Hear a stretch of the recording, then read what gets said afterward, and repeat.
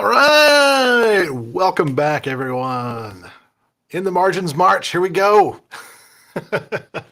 I'm excited about today, even though my preparation for today was probably not as great as it could have been, but it doesn't matter. It's going to be an absolutely fantastic day. I'm convinced of this. Um, yeah, it's kind of half will, half just um, excited to share this with you. So welcome.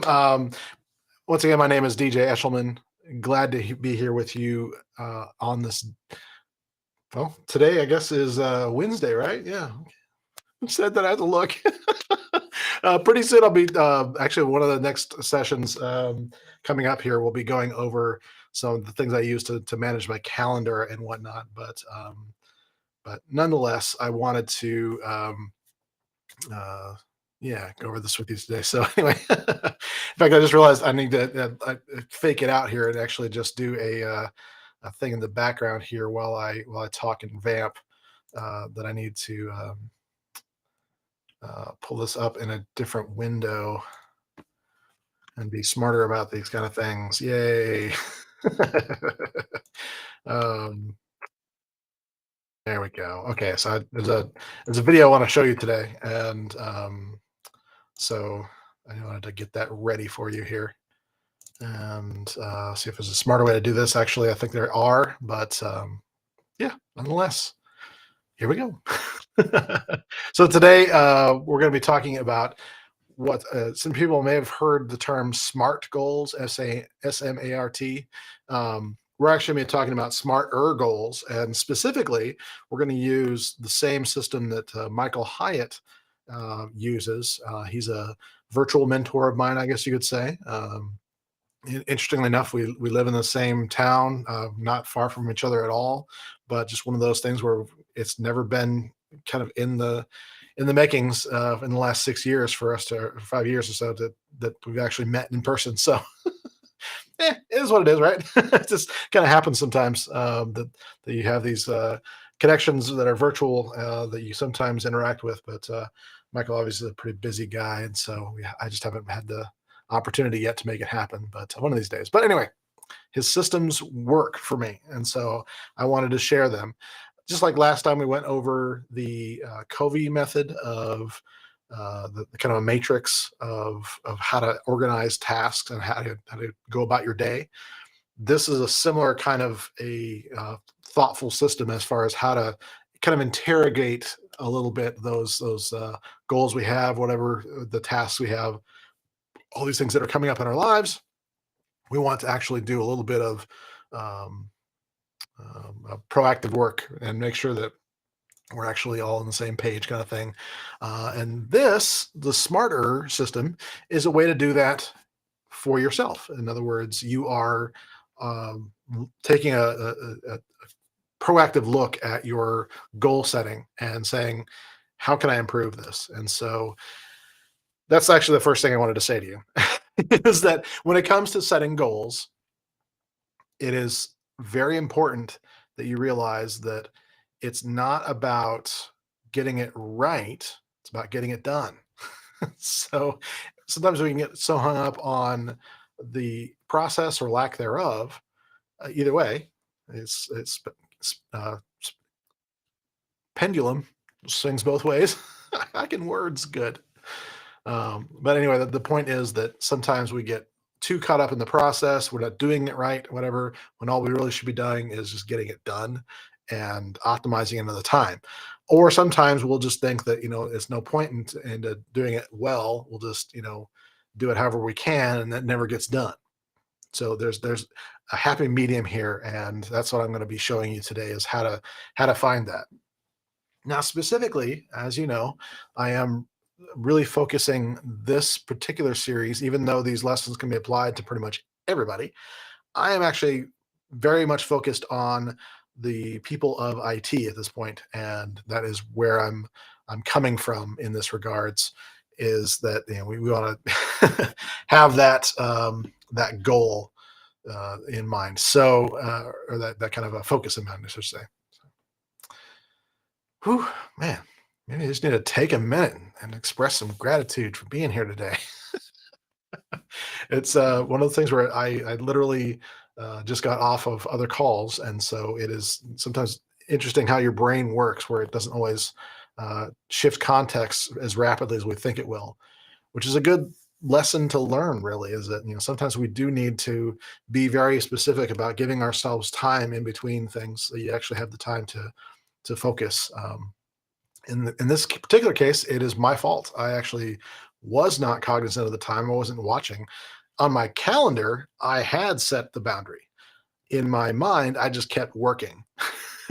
So had I been a little bit more cognizant of my schedule, then that would have happened. So next week, when we talk about the kind of system I use for scheduling and things like that, and then kind of looking at that more pragmatically, I guess you'll see kind of the pros and cons of why this can happen. But at the same time, I don't necessarily like to live my life ruled by a calendar or whatever.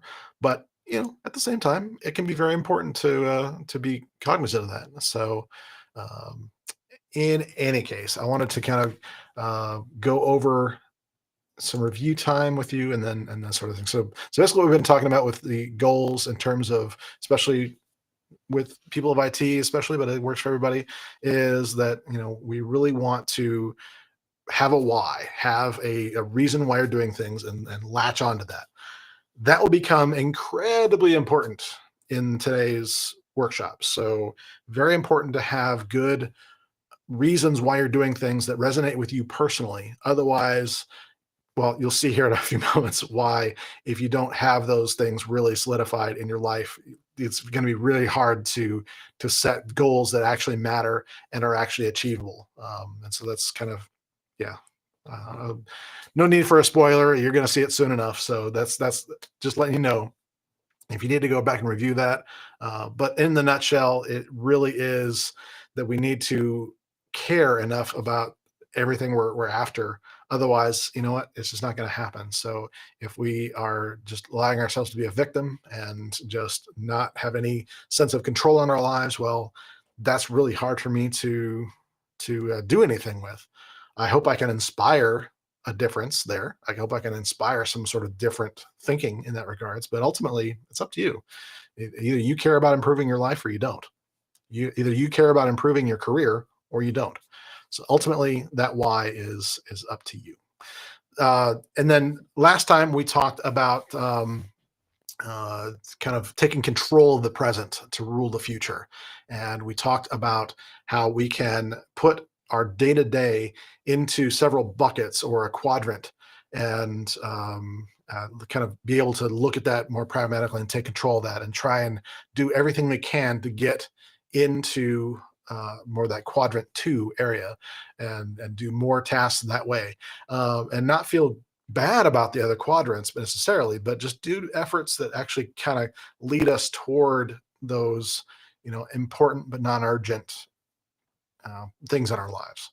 So then again, another good thing to review, and we'll actually probably go through that again soon enough when we start talking about the schedule. We'll start talking about trying to allocate more of your time towards quadrant 2 activities and less in terms of quadrants 1 and 3, while also making sure you have plenty of time for quadrant 4, which, by the way, some of the things we'll be talking about today when it comes to goal setting will apply to quadrant 4, interestingly enough. So that's a interesting aside there, but we'll get into this. So we're going to do a little experiment right now, and I'm going to add,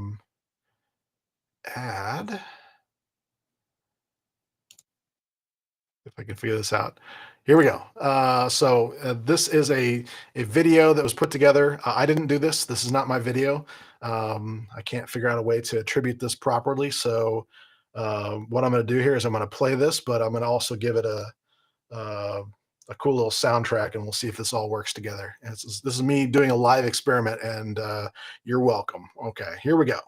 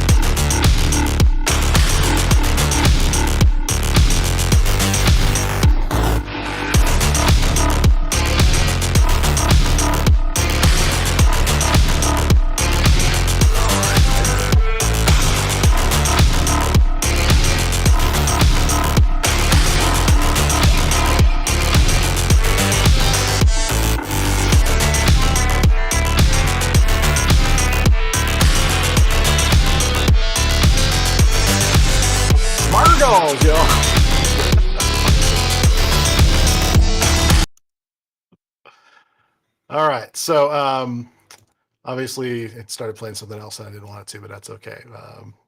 We'll get right into this. So smarter goals. So you can see that it's spelled out SMARTER, right? So let's actually get into this. And I'll have some visual cues here for you, so it'll be helpful. But if you have a piece of paper, this is a good time to get that out and start taking some notes because honestly, this is something we'll want to uh, uh, this is more of an exercise today. And so you'll want to actually be able to take some notes down. And so we are going to, what I'll do is I'll go through these and go through this in more detail. Like you've already seen, you kind of got the preview of here of what we're talking about. And then we'll go through each one and kind of get some deeper knowledge here. So let's start off with, as you can see, SMARTER. First one that a goal needs to have is it needs to be specific. And what this means is more simply than not, you just don't want it to be vague. So, what Michael Hyatt says is the more focused your goal, the more you'll find yourself motivated to accomplish it. If the goal is too vague, it can be hard to know where even to start. So, brilliant. So, when it comes to writing specific goals, you want them to not be something that is overly like. I'll give you an example here. Let's say we want to lose weight, right? So, a specific goal is not, I want to lose weight. What is specific about that? Other than kind of declaring an overall intention in your life, it doesn't really tell you anything. It doesn't tell you why you want to do it. It doesn't tell you how much you want to do it or anything like that. It's not very specific in those kind of things, and so um, there might be more to it. And so obviously that's something. Actually, let's do this here. We will actually go back to our whiteboard, and you'll see more of my horrible writing because you know what? That's just how we do it around here. So we're gonna do right down the line here. We'll just do SMARTER.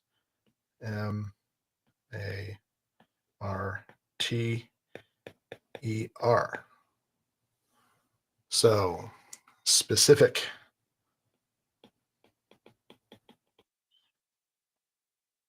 So what we'll do is we'll kind of have a goal we want to work through. So let's say in our first round draft, our goal is to lose weight.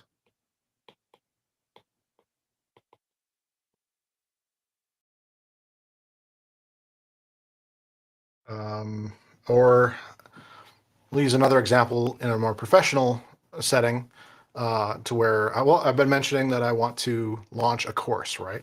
So launch course. And of course, my pen is kind of stuttering on the virtual page here, but that's the way it goes. So what is wrong with these goals? They sound great, right? They sound very typical of what I will hear out there. But the problem is, I don't know anything about this. I just know that a general theme. And so, what I might want to say is lose weight. That's not really good enough. What kind of weight do I want to lose? It's like lose weight. Maybe that is fat. Specifically, I want to lose fat weight. It's easy enough to lose weight. All you have to do is starve yourself to death or not drink any water forever. You will lose weight. It's not good to lose weight that way, but I want to be specific and say I want to lose fat weight, right? I want to shed pounds that are visceral and are not helping me and keeping me, kind of almost wanting to die or literally dying in some cases can actually, uh, yeah, yeah, give you a brush with your own mortality. So we want to say, okay, we want to have something specific there, and we'll get into tightening this down even more as we go here. But let's say launch a course. Okay, well, what does that mean? Well, maybe we could say, what do we want to teach? And so in this case, with my case, I want to say I want to teach my Citrix skills. And I'm a child who grew up in the early 80s. And so it's natural for me to do a Z instead of an S because I'm a professional. Bear with me. It's hard to be humorous when you're not hearing any laughter in the background and you're talking to a webcam, but bear with me. I love doing this stuff. I really do. So can you see? Hopefully you can see here how just that first step, we already have a better goal just by doing that one thing of making it more specific in that regards, right? And again, we're going to come back and we're going to you reformulate this whole thing throughout all these criteria. So let's move on to the next, which is measurable. So your goals should be able to be measured and start, and except for a lot of exceptions here, a lot of exceptions. Very few exceptions actually exist here. A lot of times, if you can't measure it by any regards, then we'd have to just leave this criteria off. But in almost all cases, a goal can be measured in some way or another. So we do say, okay, we want to measure this, right? So in this kind of case, what we're going to do is say that these are goals that should be um, written down. First of all, this is why we're doing this exercise this way. We're actually writing things down, and that helps you kind of know where you are in the goal to begin with. But you need to make sure that that goal has some built-in kind of mile markers or some sort of indicator of of what progress looks like in that regards. And so Michael Hyatt says you should be able to break down the goal into specific milestones along the way in order to track your progress. So, and we'll get into some other ways this breaks down pretty soon here, and I think you're gonna love this. So, in our case, let's actually bring it back and let's look more at the measurable. So, measurable. Come on, pen, you can do it. No, let's not do it that way. Let's make this easier to write. Okay. So when it comes to our losing weight, so we say lose fat. I want to lose fat. Now I chose this for a reason. Can you tell? There's very much a way to measure this sort of thing. You get on the scale and it shows you something, right? It shows you amount of weight that you're losing. Now, kind of in the video that inspired this entire series, I made a note that sometimes these measures aren't very good. And so sometimes you have to come back and edit those measures. And that's exactly what happened in my case. I found that my I had actually on the board behind me, you can kind of maybe you can't make that out, obviously. Well, obviously in this view you can't. Uh, come on, Deej. In each of these, you'll see sections that are going out throughout the year, right? So you've got various months and everything like that. And I'm probably revealing too much strategic information there, but yeah, whatever. I'm a kind of an open book there, but you can kind of see I crossed out some sections here. Let me point these out. So just kind of crossed these out. I'm not wearing my wireless mic. Why did I do that? Anyway, I crossed those out, right? They're not really what I wanted to do. I knew I needed a better measure. And so what I did instead of saying pounds of fat, amount of weight per se, I said, well, what is it that I actually want to do? Because if I use this measure, I'd be a failure right now. I'm telling you that right now. So I've been going to the gym and I haven't been to the gym, especially going to the gym regularly, in well over 7 years. It just hasn't been part of my life. Actually, I take that back. It's longer than that. Again, TMI, but the reality is that as far as going to the gym goes, and then that level of exercise on a regular basis, it has actually been over 12, 13 years. And even then was kind of not as heavy as I was, 17 years ago, that sort of thing. So it goes back that far, which is embarrassing in a way, but also means that I had a lot to learn about my goals, right? And so my typical way of measuring this would be just by dieting, right? Dieting alone and not doing an exercise, and it would just cause my weight to fluctuate back and forth depending on whether I was dieting or not, right? That's the way this goes. So my initial thought about this was, oh my gosh, here I am. I'm doing all this work. I'm watching what I eat. I'm not drinking as much alcohol, that sort of thing. I'm doing all the right things, and my weight is going up. What? My measures are way off, and so all my goals about losing 5 pounds a month and doing all this. I'm kind of jumping ahead a little bit, but you'll get into it. Um, so it was actually causing me to um, get distressed and wanting to quit until I said, okay, wait a minute. I've got better tools here. I've got the tools to measure this more effectively. And so my watch, I can actually do things like, you probably can't see this. I don't know why I'm even bothering, but you can kind of see if I were to do this, maybe I'll just take it off and do that. You can see a blank screen. I'm kidding.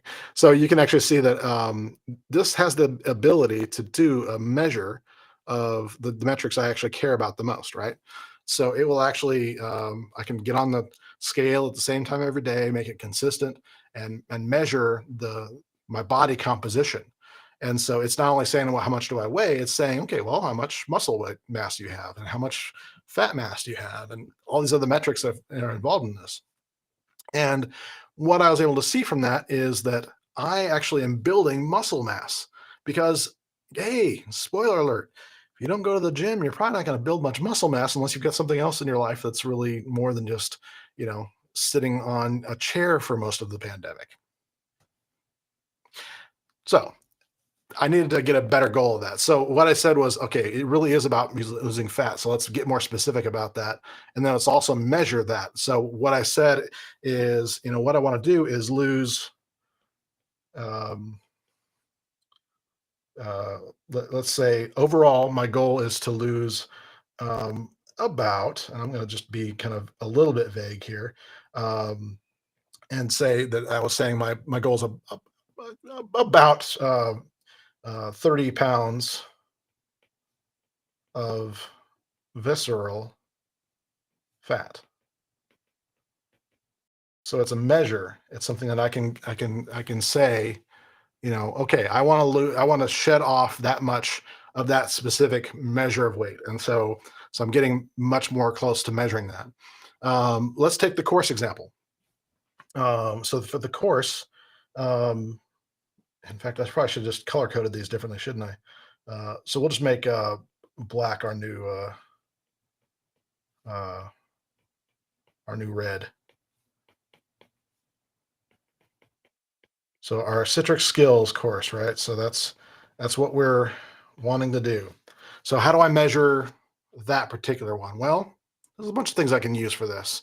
What does success look like for me in this? What does success look like for my students in this? There are specific measures that I can go with. And for me, I will say um, teach 50 students.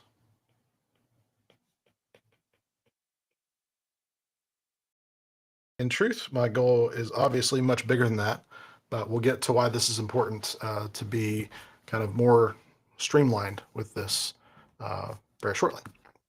So my goal with this now becomes teach 50 students, um, new citric skills or citric skills, right? So still a little bit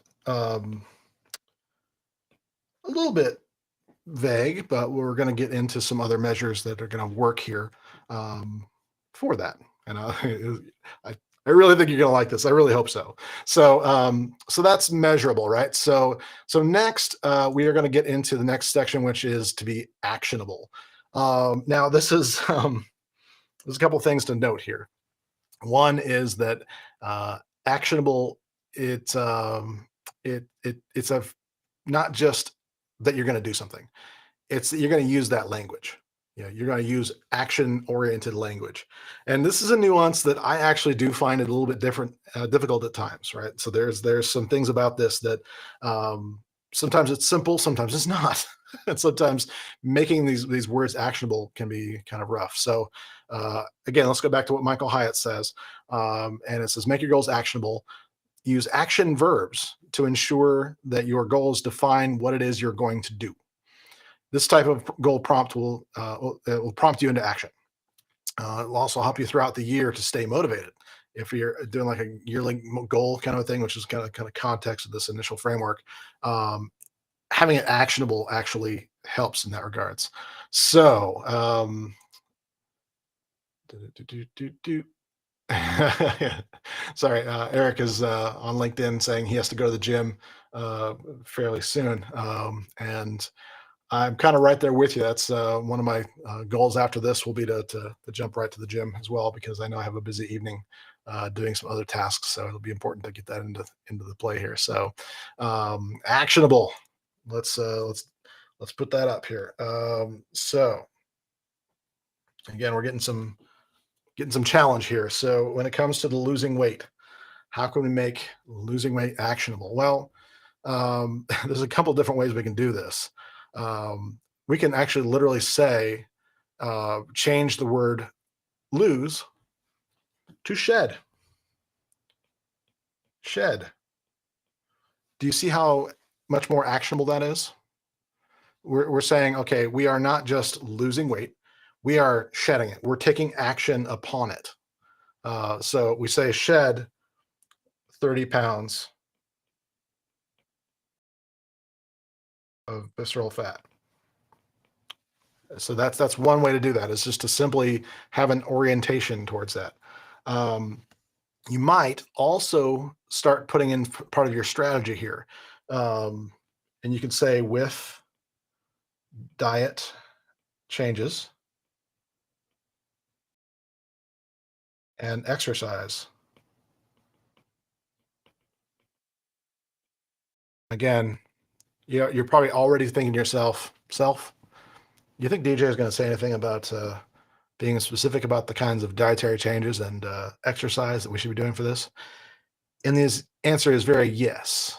Um, you might be jumping ahead a little bit, but it might be something we kind of do in a revision of this as well. But we'll get there. But that is something that is to keep in mind is that the more we go through this, the more we see how we can get more and more specific about changing those goals, and also how over time we might need to make adjustments to those goals to make them achievable. Um, so, and I forgot to write out the actual actionable.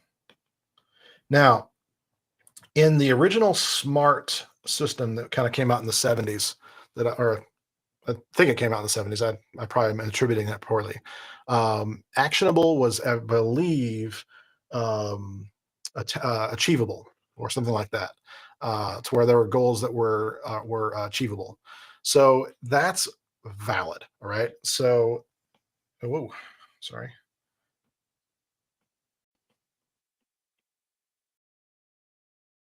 So if the particular goal you have in mind is automatically actionable, you're doing something to get there no matter what.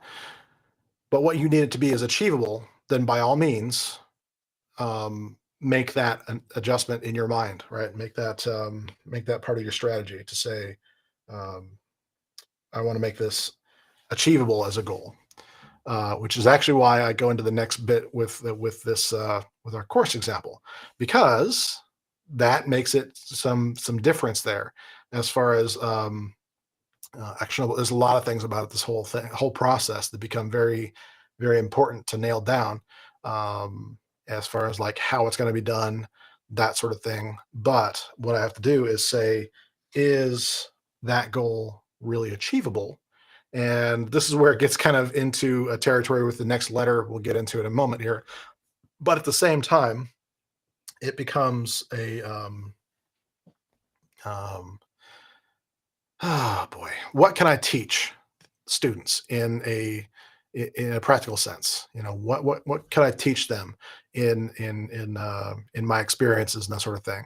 And so, this is actually where I came to the most uh, thought process in this past year was Okay, how can I take the things that I know, I've written about, I've done for years, I've done, 20 plus years of this kind of stuff. All these things that came to my mind is like, okay, you're not a rookie here. You can teach stuff, right? What is it you want to teach? How can I make this actionable? How can I make this achievable? And so what I came to the conclusion with in my case was that I actually wanted to combine a few different things of what I have been teaching or writing about or shouting from the rooftops about. So it would be teach my methodology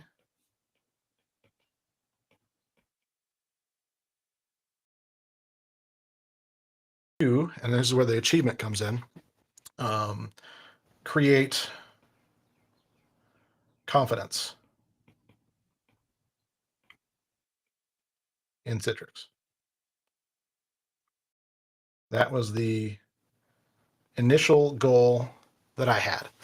We're going to get into a few minutes why that actually needs to be challenged again and get even more detailed. But I wanted to start there. That was kind of the process I went through. That was actually a little over 2 years ago, actually, saying, hey, you know what?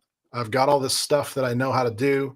I've been doing it for a long time. Why don't I just teach others how to do it, right? So that was the part of that that's at least actionable. It's in theory achievable, right? But it didn't quite feel like I knew I needed to nail that down even more. So let's get into the next part of where this can get really challenging.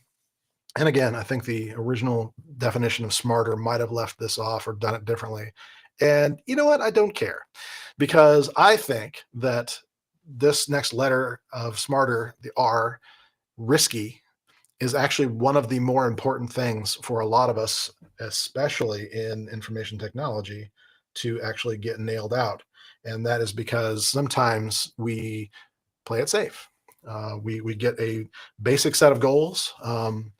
We use the well, we don't have, it's not a four-letter word. I use four-letter words to describe it, but it's a three-letter acronym called MVP, which stands for minimum viable product.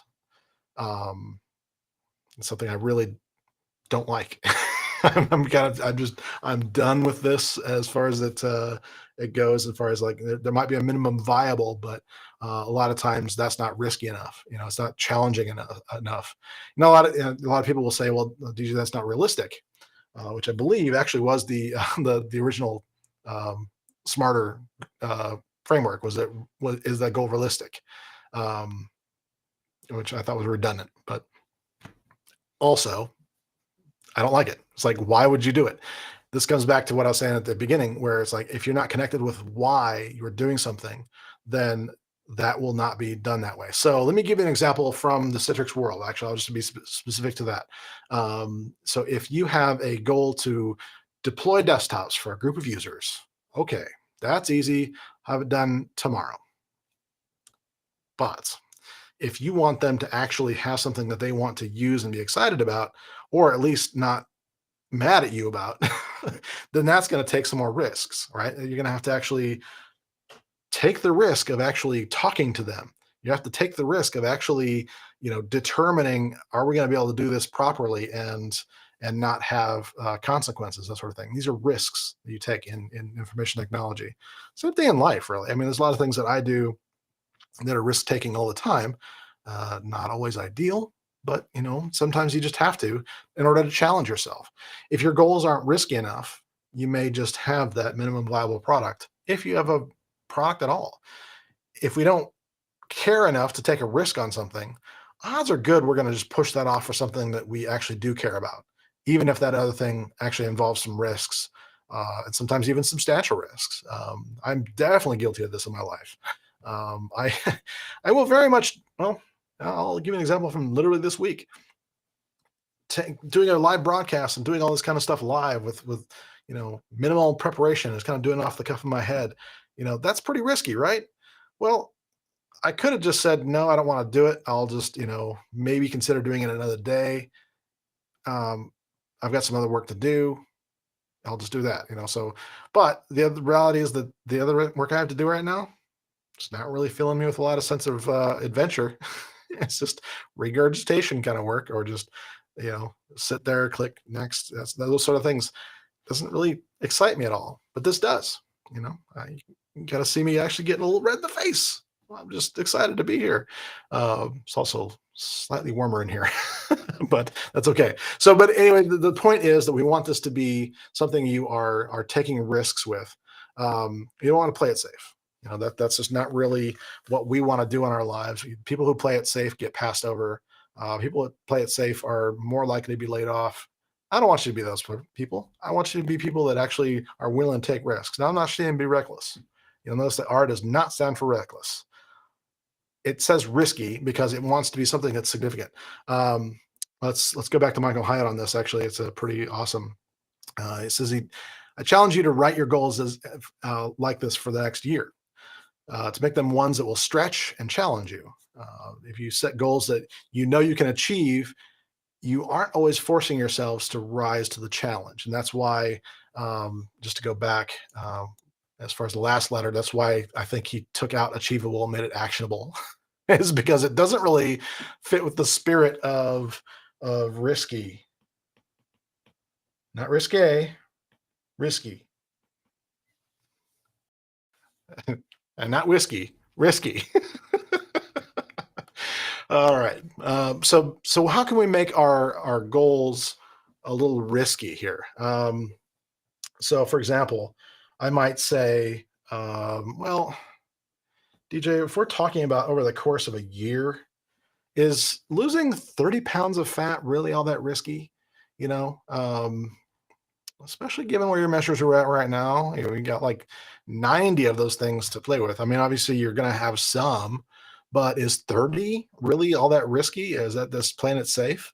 So I might have to say, well, maybe I increase that a little bit. So we just say up the ante a little bit and say we're going to shed, let's say 50. I know that'll stretch me.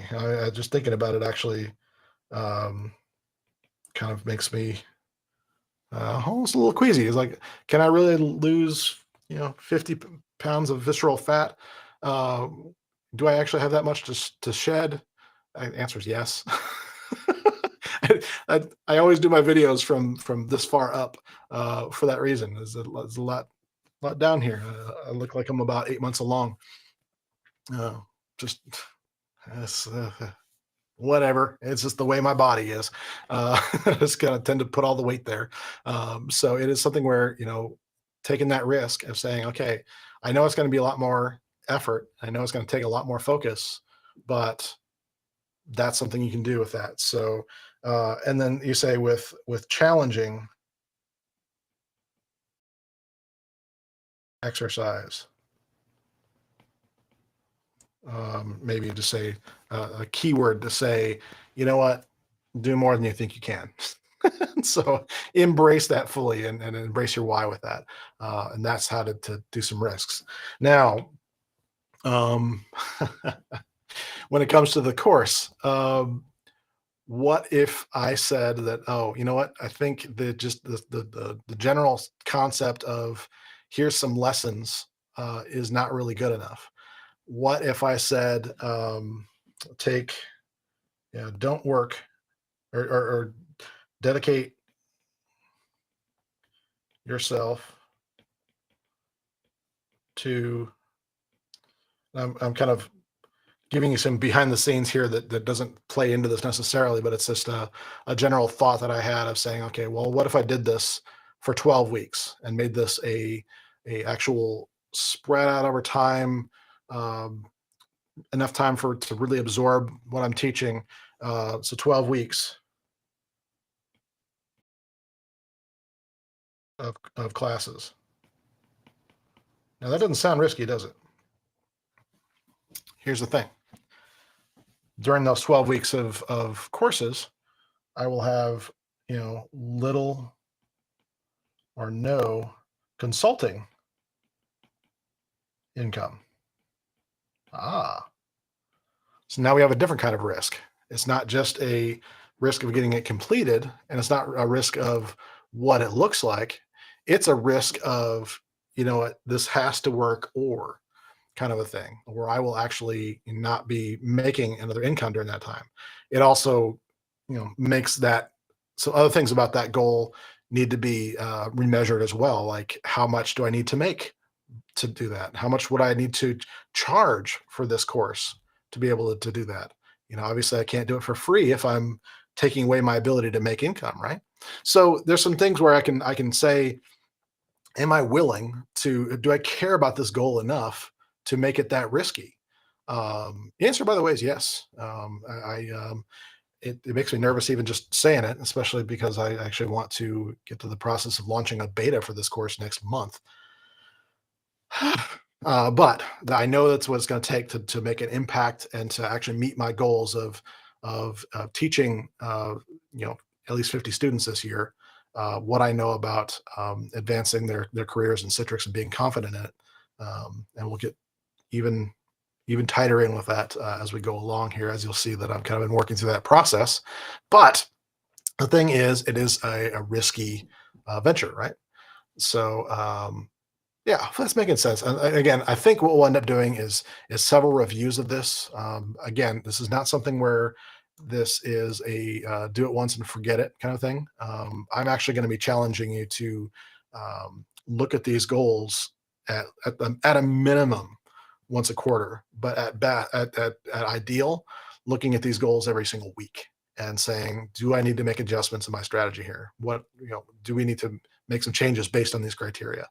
Um, so so let's go to the T in this, and that is that they need to be time bound, because it's smarter than whatever, whenever. It's one of those things where, and this is especially true in IT, when we get distracted by other things that are coming up, making it a realistic but time bound kind of a thing where we're not just pushing it off, pushing it off, pushing it off. There's several things that I've done that, well, I would, losing weight's one thing. It's easy enough when you don't make that daily decision or that hourly decision that it's important to you. Again, I'm jumping ahead a little bit. We're going to get to that in a lot of detail when we talk about some of the system that I use next week.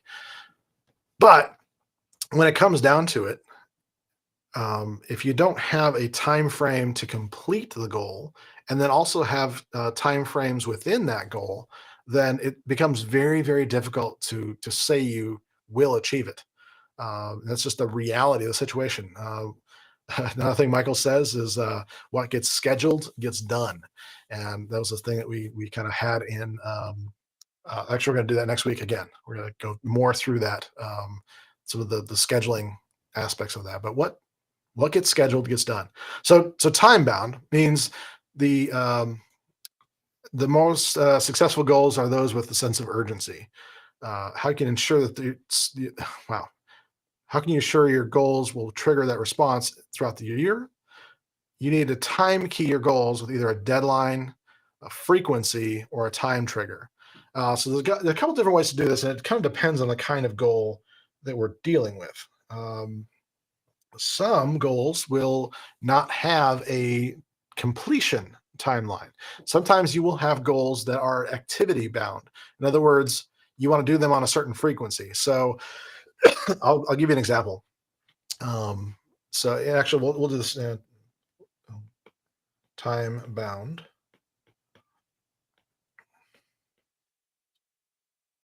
Let's do the weight loss thing. I'm just going to put this right in here as a habit goal or a frequency goal. So we'll say a habit.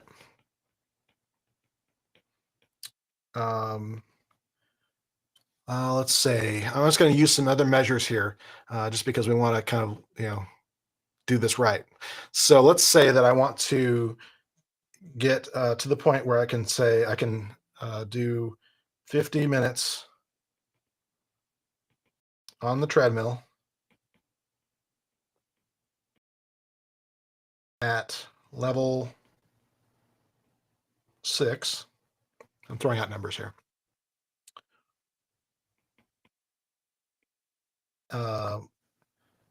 And we do this daily. Right? That's our time-bound goal, is to get to the point where we can do that.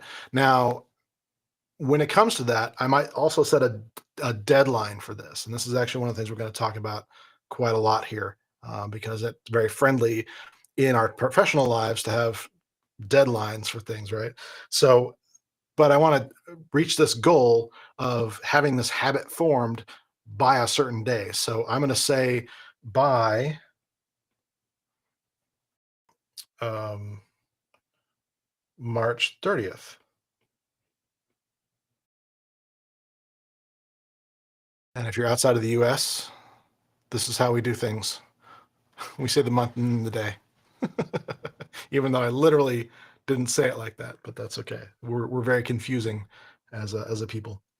So that's a habit goal. So we could say, okay, we want to get to the point where that's a habit by that time frame. But you'll also notice here that this is actually something that, as far as the goals thing, maybe my goal is to shed 50 pounds of visceral fat by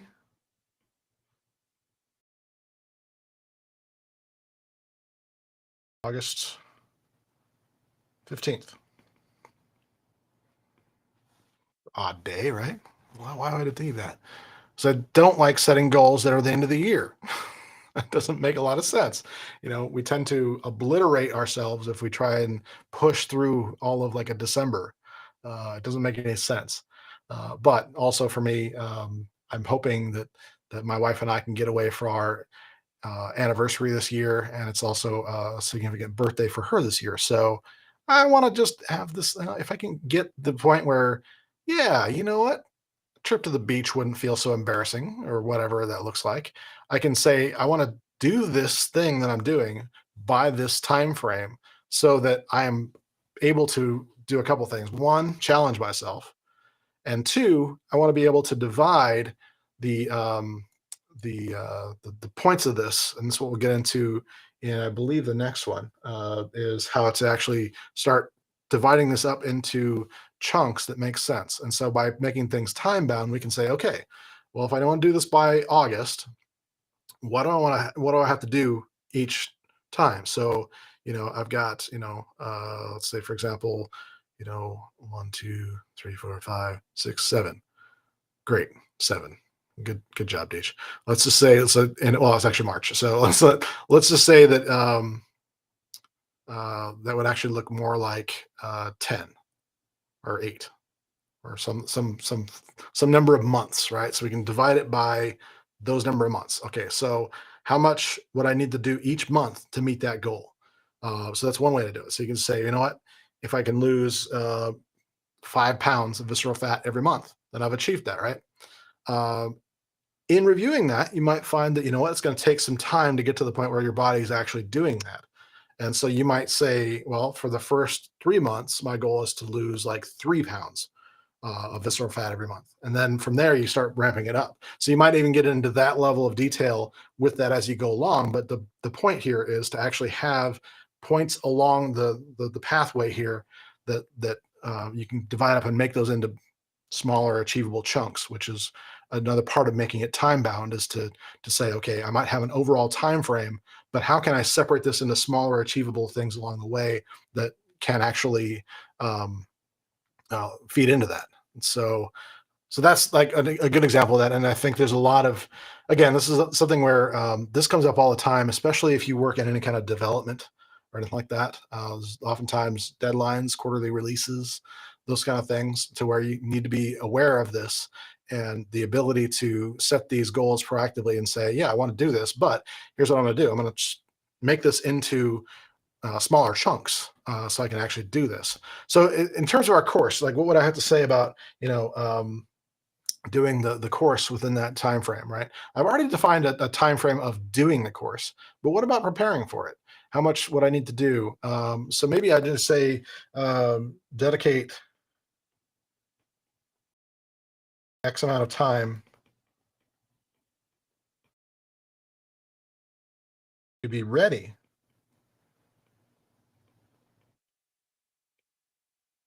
to launch on April 10th. You're saying to yourself, DJ, April 10th? Did you pull that out of the air? And I say, sort of. It's actually the 3-year anniversary of my first book being released on paperback, and so so that to me is like a key. It's like it's a trigger that helps me with the push towards that because I'm very much.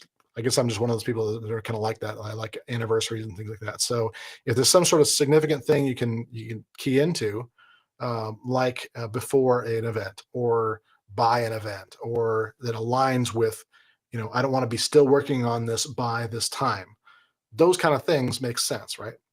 And so I could also say things like, I want to launch this and be completed with the the beta in enough time that I can actually go for a full launch of the course, which means another whole 12 weeks before I take a sabbatical at the end of the year, as is another goal of mine, is to get to the point of being able to take a sabbatical every single year.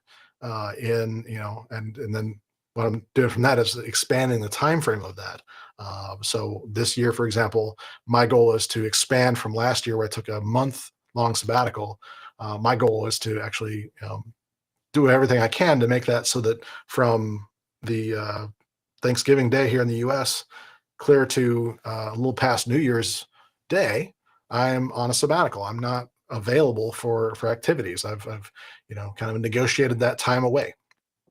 So again, the concept of time plays in here a lot, but find that really helps, especially in these professional settings, to have those kind of goals. And so when you practice on things like weight loss, for example, it's a pretty common thing with these weight loss things or with these goals, is that it enables you to kind of put those lessons forward to other things in your life, and you kind of build on that success more and more every time, and you can introduce more risk into these by doing so.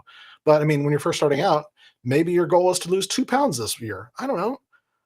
Make it a yes. I will lose 2 pounds or 2 inches around my waist or whatever the measure works for you by a certain amount of time. It's like, well, I want to lose 2 inches off my waist by the time we're going on a family vacation in June. Okay, great. So you've got a time frame, you've got a goal, you got something specific, and it's actionable, and maybe it's risky, but now you've got some framework to do that. And so that's the SMART system as it was. But you know what? That's not quite good enough, is it? No, no, no, no. Not good enough. Let's go with one more. Let's make it exciting. E stands for exciting. And this is where I get into someone who I would really like to meet someday. And that is Tony Robbins, who will say all the time, that you really should all over yourself. Just don't do that to yourself. Don't shit all over yourself. I know the transcription's going to probably go mad with that one, but hey, it is what it is, right? You don't want to live in should. You want to live in why. In other words, this is a challenge in a lot of people that are working in IT, for example, because you don't always feel like you're in control of your goals. In other words, people are giving you goals to do. That sucks. I'll be the first to say it. Now, if you can make that instead of I should or I have to, this is something I want to. If you can shift your mindset towards that, telling a different story, that's way more than I can cover in this video for sure. But if you can make these goals exciting for yourself, then that works better. So I'll give you an example. Let's say you've been handed a task that you are not really thrilled about. Who wants to defrag 50 servers? Okay, I just dated myself, didn't I? I went back into the old days when we actually had to do that kind of stuff. Whatever it looks like for you, that maybe something that's not very exciting, but maybe you can make it into something that is exciting. It's like, wait, what if I could set myself a goal of figuring out a way to do this more smarter? Wow, come on, Deej. What if I could do this in a smarter way that could not only be exciting to figure out, but I'd be excited about doing in the future because now I can do the same work in less time again. or I can pass that on to others, or I can teach others, or whatever it looks like. This is something I discovered very, very early on in my career. I was actually right before they were purchased by FedEx. Kinkos was having folks like me go around to stores all over the U.S. and we were doing these little credit card systems, right? And so it got monotonous fast because I mean, going to a new store every night, which is exciting, I guess, a little bit.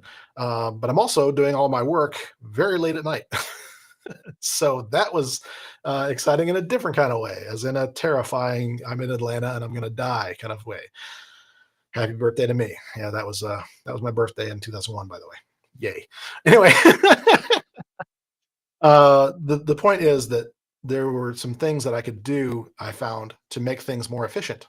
And so I started, putting those into place.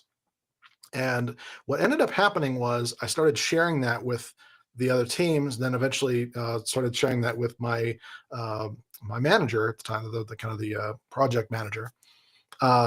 Next thing I know, she's kicking that up the chain to the kind of brass at Kinkos, and I'm being asked to come to the headquarters and kind of like um, nail this out along with some other folks, and we kind of just hash this out. So, is this a good way to do this? And can we train this for going on beyond this project? All this kind of stuff. Long and short of it is that by making that exciting for myself, I'm making this, okay, how can I optimize this process? How can I make this better? Um, and again, this was, 22 years ago, but still, it was something where I found I could make this exciting enough to go do it every night by making it better. And what ended up happening is we actually were able to eliminate an entire um, position out of this. And I say this kind of in a little bit of a, I wasn't a very popular guy after this with some people, but I was able to actually make the process so much better that, we were able to optimize every single team that was doing this project by, one less person having to be coordinated and all these kind of things. And so, I didn't really get anything out of that necessarily. I mean, that they sent me to Hawaii to do the stores there.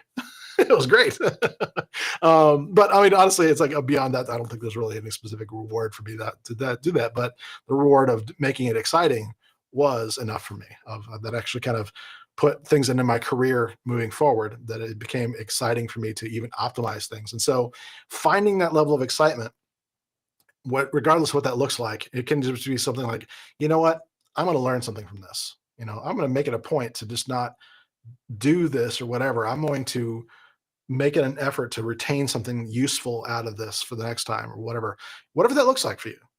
That becomes exciting. Now, some goals just are exciting, right? I mean, it's certain things where they naturally lend themselves to being exciting.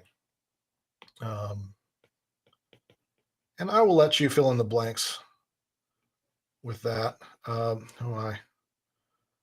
I really should have made this a proper grid, shouldn't I? Lessons for next time. Yeah, follow me for more recipes, right? So exciting. How can I make a weight loss goal exciting? Well, it's certainly ain't the process, right? Um, y'all, I've been miserable. Here I am, this big kind of bulbous guy, the kind of awkward looking, like long hair, big belly, sweating like crazy on a treadmill. It's not a good look, right? It's not a good look at all. And I'm around all these, fit 20 somethings and teenagers and, they're doing their Instagram poses. Not kidding, by the way. It's actually something. And, kind of glaring at me if I'm in their shot kind of a thing. Hey, you know what? So it's not very exciting to go to the gym. It doesn't fill me with excitement in the slightest. But it's something I do. Obviously, it's part of my goals, so I do it. But how can I make the process of weight loss exciting? Well, for me, I mentioned things like going on a vacation and not feeling bad about not feeling that same way when I'm on the beach, and wearing a lot less. Okay, that's a relevant goal. Lean into that.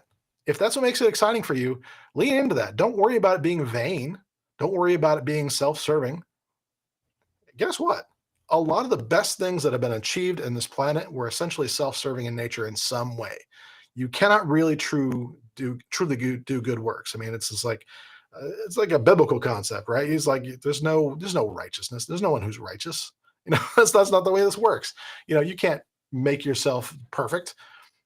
It's not possible. So same kind of thing with this exciting aspect of it is saying, you know, don't worry about it being something where you would feel guilty about or right back into the should, right? It's not what this is about. Make this something that personally means something to you, that you want to go do it for an entire year or whatever the time frame is you're looking at this.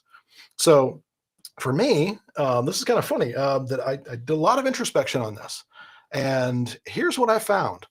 Um, Now that we're back into this, it's a little embarrassing actually to even think about how during the pandemic, like so many people that I put on so much weight in the specific areas that I did because I can get away with it. You know, you're only seeing me from here up. Well, that was me during all the speaking engagements and everything else like that during the pandemic. Well, guess what? Now I'm being asked to go out to places again. I want to have a TED Talk this year. It's another one of my goals to have um, to do a TED Talk this year, or TEDx talk, I should say. Well, do I really want to be on camera for millions to see, looking like I do right now? Well, I'll be honest with you. No. I mean, some people say, "Well, no, DJ, that shouldn't matter." Well, you know what? It matters to me. It matters to me. Um, I know human nature. Human nature is that you will not take me very seriously if I look, you know, kind of sloppy and you know, not put together well, or whatever myriad of things that come up.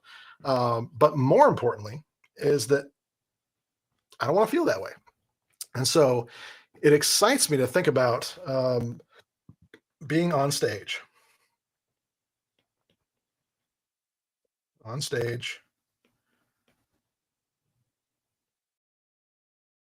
not on display. In other words, I am not distracting anybody with my appearance. I am actually bringing things to the things I need to be thinking about, and I'm not just on display as a a focal point. I was like, oh my gosh, if only that guy would go to the gym. Maybe that guy should skip the hoagie. Well, I'm just throwing things out there. I don't know if that's what people actually say or not. I don't care. Like I said, it's more of just I want to have that persona. I want to actually be out there on stage as I want to perceive myself, even. You know, so there's a lot of that that just is really it's risky too, right? Because it's hard to know to get that down without a specific measure, and that's where a lot of this comes in. But there's also a thing that came into my mind about this too. I want to be able to run on stage and not be winded. And honestly, this comes from even right now. I actually feel a little bit of it. It's like my noise cancellation is probably filtering that out. You can probably see me breathing heavily, right? But the reality is on stage, I wouldn't have that. I won't have these things to hide behind, right? I will need to do that. So being able to jump on stage and be full of energy and let my energy be contagious so that people can actually get into what I'm talking about. Man, wouldn't that be fantastic? That is exciting to me. So that is a much better thing. That's the thing that keeps me coming to the gym every time and facing the TikTok demons. Sorry, I went there. They'll never see this, but but that's kind of what I'm talking about. It's like, you know, it allows me to face through these other things because I've made it exciting. And I've made it exciting not in the way of like guilt, you know, is that I don't want to necessarily be uh just I don't want to feel fat on stage or whatever. It's I kind of moved beyond that. It's like, okay, you know what? A better thing is just to say, you know what, let's focus on this. So let's say that's going to be a big driver. We're saying, you know what, that's even better. And so we edit our goals as we go, right? So what about the course? Um, and this gets into a lot of my why. Those of you that have seen me before, you've seen how I like to end a lot of videos and everything else I do. I even had a podcast that was along this theme at one point, blog. I want to leave the world better than I found it. I have for quite some time wanted to not be doing IT work anymore. I said that in week one, so that was a part of the why discussion. I'm not revealing anything new. I know that there's a limited time frame where I'll be wanting to do this, right? So an exciting thing for me is being able to um, leave a pass along what I know.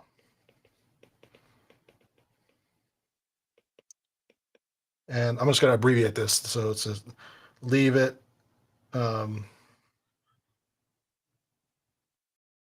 Specifically, leave the world better than I found it. So leave it better. What's going on here? Than I found it. Whatever. That's a horrible, horrible thing. I'm just going to say leave it.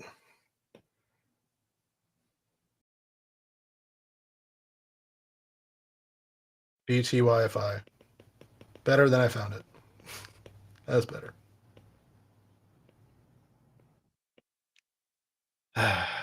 Prepared speeches are often better. I apologize. So anyway, leaving it better than I found it. Important part of this. So it is. Ooh, wow. Look at that doing that. That's what I wanted to do. Get you above my head, not just take things randomly. So passing along what I know, leaving it better than I found it. These are starting to sound a lot better. What if this could be the gateway to a new career?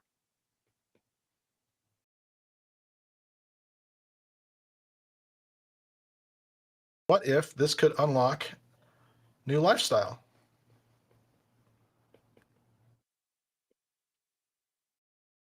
These are exciting things, right? What if I could not have to worry about getting out to make a consulting appointment, and I could instead just focus on kind of that matrix we talked about last time, about focusing on those, only on those, you know quadrant two activities that are filling me up that day. What if I could focus in on that? That's exciting to me, to be able to say with absolute certainty that I could do that sort of things. And so it becomes more of like, yeah, making some income. Yeah, that can be exciting. I mean, honestly, I don't know, maybe this could be my ticket out of debt this year. I don't know. You never know. um, but if it becomes exciting for those kind of reasons that matter to you, in fact, I think I'm actually going to say it's exciting to you. Getting others excited about it is cool too, but it has to be exciting to you, and you have to be honest with yourself. This is where, when it comes to doing these kind of worksheets, to look at our goals, that's where we have to be very honest with ourselves and say, okay, is this something that's actually exciting to me or not? And it's just what we need to do. All right, let's finish this up. Yeah, this has been a great session. I hope you guys are getting a lot out of this. But let's go on to the R, our last letter, and that is relevant. So, yeah, this is a struggle sometimes with people, because it feels like it's a little redundant. I've seen a lot of these things, say review, sometimes say redo, or things like that. I'm like, no, I like this definition. Here's what Michael Hyatt says: I look at this as a necessary gut check before you commit to your goals. You must review them and ensure that they are taking into account your life circumstances as well as your values. What you hope to achieve must be balanced with the reality of your circumstance. Aha. Now we've gotten to the things where sometimes we set pie in the sky goals and we have a list as long as our arm of things we want to do, and we got all these goals we want to do this year, and then we come to R and we say, do they matter? Are they going to move the needle forward in my life? Are we really going to be able to do these things? And so we're asking if they are relevant. No, there's no A there. Woo. Woo, buddy.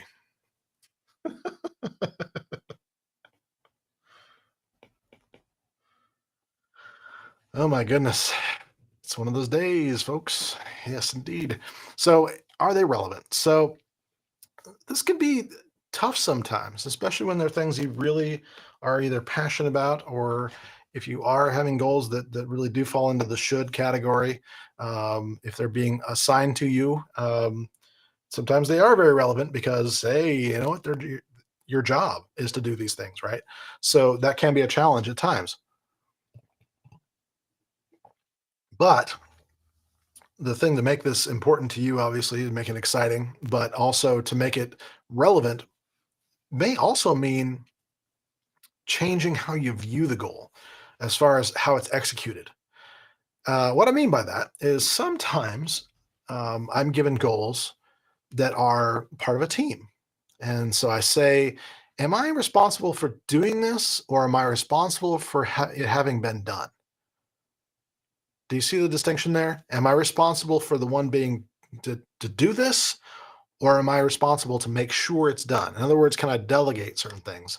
Which gets right back into what we were talking about last time with the quadrants, where if you have something that's in quadrant one and it could be delegated, well, can you? Well, then by all means, do so, right? Same kind of thing here. When we're saying, how can I get to the point where I can make sure this gets done?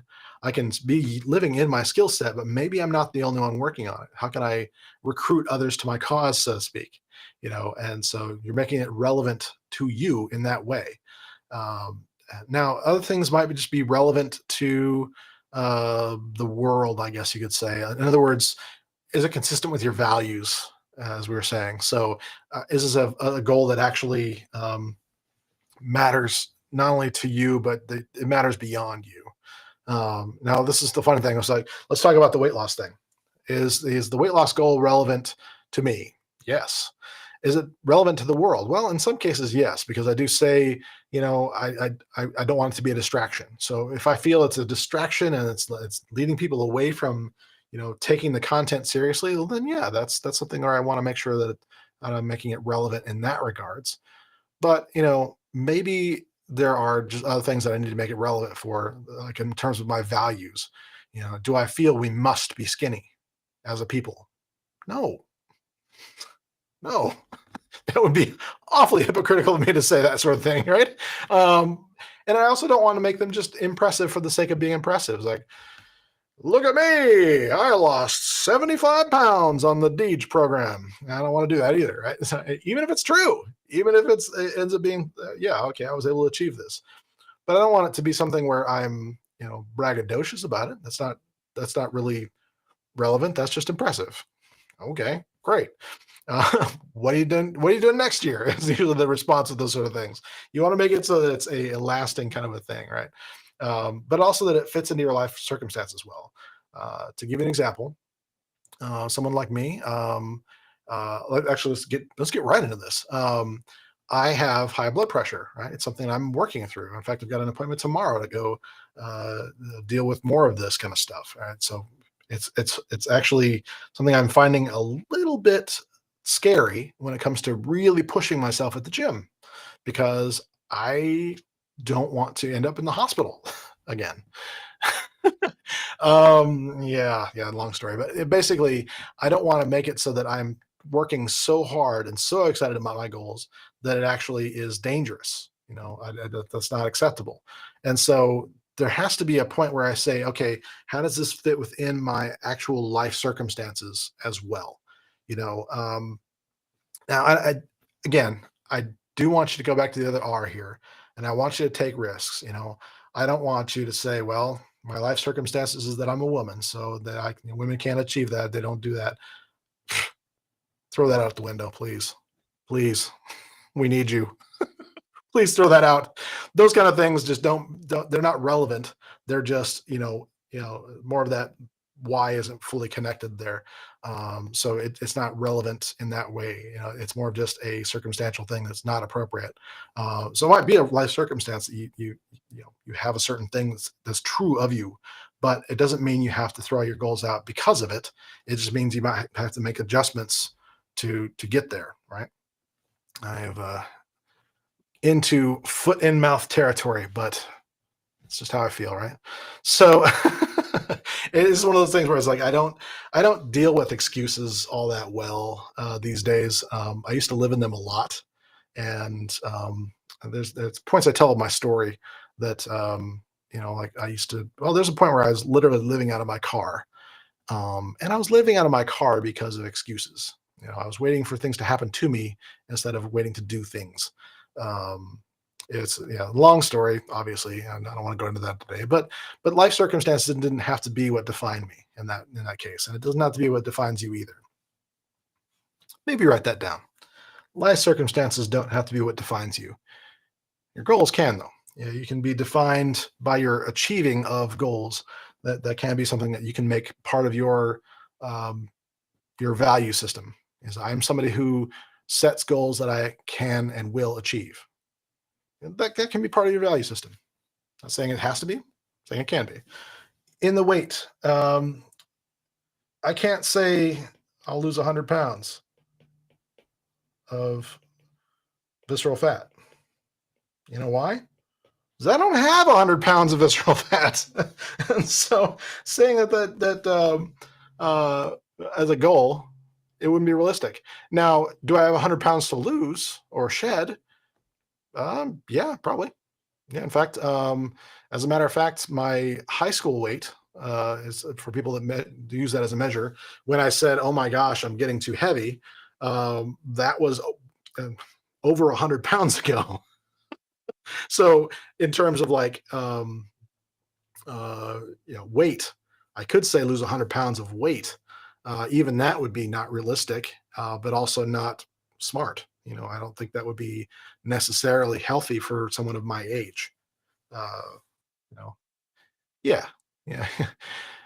Sorry, I'm just thinking about other things like how that does play into our health as we get older, and some personal concerns there. But anyway, so sorry. Whew, back to it. Come on, Deej. You want to set that as a relevant to you goal that is, obviously realistic is one way to say it, but also, relevant. So maybe instead of saying, I just want to make this big statement to the world, maybe I will say that, what, um, shedding 50 pounds is right for this year. So I'll kind of say that's my relevant. So I'll say, um, shed 50 pounds of visceral fat. And then this is a great opportunity to kind of look into some of these other things like being time bound and things like that, um, to put this all to kind of together, which is our final part of the exercise we'll be doing here in a minute. By um, August 15th.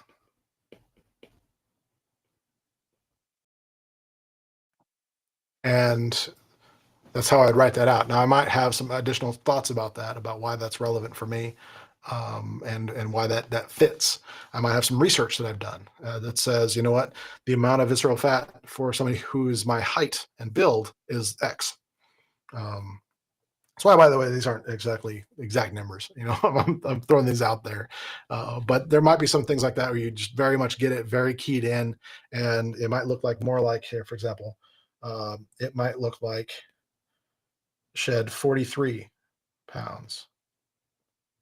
I make that exact, that precise. So it's not just rounded numbers. This is exactly where I want to be. So I know this, right? That might look like that. I might also add other things that are relevant about that. Saying, what, I have a bunch of clothes I want to fit into because I bought them, 10 years ago, and I'd really like to fit into them again. I've been taking them from place to place. I'm getting too personal again, aren't I? But absolutely, it's true, right? There's been things like that in my life where there's motivating factors like that are very much relevant to my circumstances. My circumstances that I have a closet that is at least a quarter full of clothes that I can't wear. Okay, that makes it pretty relevant. It makes it exciting too, and measurable. All these things fit in. So I hope you're getting this. That it really, once you start living in the system, you see how you refine your goals more and more and more and more, and make them better and better the more you write them. And again, next week we're going to talk about writing them all the time, rewriting them on a constant, on a very, not a constant basis, but a very regular basis. Let's talk about the course. Now, this is where it kind of gets a little obvious. And so, but asking the question, you know, well, why don't I just become like what's called an affiliate and sell somebody else's courses that are doing this? You know, what about the course is going to be very specific enough to make this relevant to who I want to teach and what they'll get out of it? Well, maybe I see something specific jump out at me here and say, you know what, the course needs to teach how to become an architect. Maybe I get more specific about that because I've said, okay, well, to be very relevant here, it's not just that I'm teaching the technology. It's not that I'm teaching even how to do it. I'm teaching um, teach how and why to become an architect. It becomes tighter and tighter as I go along, and I'm not quite there yet. I'm still working on that, but those become reasons to that are relevant not only to me but to others. You know, what impact do I want to leave? Other people can teach the skill sets, like the very click here, click next, all that kind of things. It's also changing all the time, and so me putting it into a 12-week course would be a nightmare. I'd be updating content constantly. Well, what can I do that's relevant to that goal of doing it that way? And what would be relevant to my experience, my life, and what I want to leave? Well, if I focus in on the soft skills part of this, like the getting into the nuances of design that are not being met elsewhere, then if they're not being met elsewhere, then that means that's now kind of my choice whether I choose that burden of being the one that takes it on, knowing full well that there's some huge risks there that I didn't get into. It's not just the little income during that time. It's like, well, who's going to buy it? It becomes a little bit more niche, right? And so there's a lot of things that go into that, but it makes it more relevant for what I want to do, right? So it's very much a much more hearty, meaty kind of a goal at that point. So to say that I want to teach people to literally be able to do these aspects of what I'm doing, but not tech skills. It's risky. It's specific. It is, if I put a time frame on it, April 10th. If I say what I'm teaching and how I'm doing it, then it becomes very actionable. And if I say how many students and teach maybe 50 people this lesson, now all of a sudden it's measurable.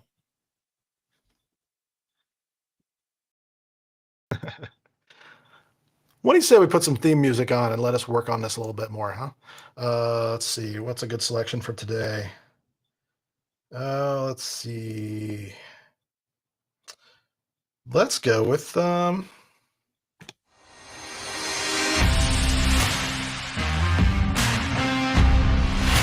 pretty exciting there. Yeah, there we go. Perfect.